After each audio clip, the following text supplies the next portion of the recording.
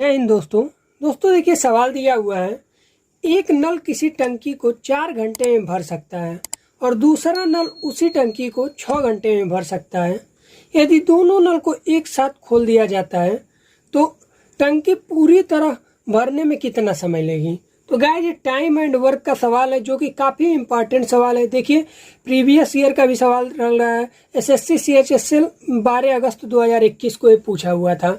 और गाइस देखिए ये सवाल काफ़ी ज़्यादा रिपीटेड होता है क्योंकि अक्सर किसी न किसी से देखिए सीएचएसएल में आया है तो कहीं ना कहीं सीपीओ में आ जाएगा, एमटीएस में आ जाएगा, सीएचएसएल में आ जाएगा, या फिर जनरल कंपटीशन हम लोग स्टेट वाइज ले लें तो उसमें भी बनता है काफ़ी ज़्यादा। ये क्वेश्चन हमेशा रिपीट होता रहता है। तो गाइस अब इस सवाल को टाइम एंड वर्क के इस सवाल को कैसे लगाएंगे कि मान लीजिए एक नल है जो कि किसी टंकी को 4 घंटे में भर सकता है और वही नल यानी कि दूसरा नल उसी टंकी को 6 घंटे में भर सकता है।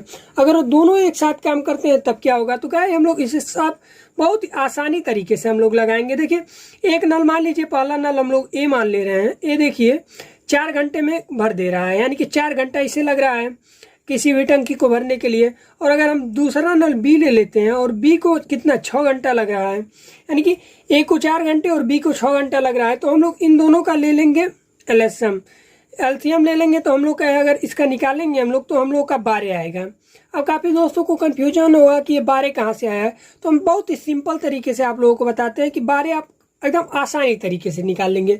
उस तरह से तो आप कैलकुलेटिव तरीके से आप बहुत तेज़ी से निकाल सकते हैं, पर इसमें हम क्या बेसिक से चलेंगे कि लगभग हर एक हमारे दोस्त को समझ में आना चाहिए। तो देखिए अब इसको हम लोग सबसे उस खंड में इसे हम लोग गुणनखंड करेंगे कि सबसे छोटी से छोटी गुणनखंड करेंगे। हम लोग 2 से करेंगे तो 2 दूना 4, 2 तिहाई 6 हो जाएगा। अब फिर 2 से करेंगे तो 1 हो जाएगा, 3 इसी तरह रह जाएगा। अब 3 से करेंगे तो 1 इसी तरह 1 हो जाएगा। अब देखिए इसी का हम लोग गुणा कराएंगे, 3 दूनी 6 और 6 दूनी 12। तो यही ये 12 जो हम लोग का यूनिट दिखाई दे रहा है यही ये 12 है। यानी कि आप लोग समझ गए होंगे कि ये जो 12 आया हुआ है वो कहाँ से आया हुआ है। खैर आप लोग इसे इस तरह से आप गुणनखंड करके भी निकाल सकते हैं और आप लोग काफ़ी इंटेलिजेंट है तो आप उसी तरह भी देखते ही आप लोग कितने बड़े बड़े गुणनखंड को निकाल सकते हैं आप लोग। खैर आप देखिए 12 किस तरह से आ गया। आप देखिए ये जो 4 है ये 12 यूनिट काम को कितने घंटे में कर देगा तो 3 घंटे में कर देगा। और अगर 6 को हम लोग देखें तो 6 दूनी 12 यानी कि 4 तिहाई 12 हो जाएगा और 6 दूनी 12 हो जाएगा। ये इसका आ गया। अब देखिए कह रहा है कि ए प्लस बी कितना हो जाएगा। अगर हम लोग ए प्लस बी का टाइम देखते हैं तो इसका ए का 3 है और बी का 2 है यानी कि कुल मिला करके इसका 5 घंटा है।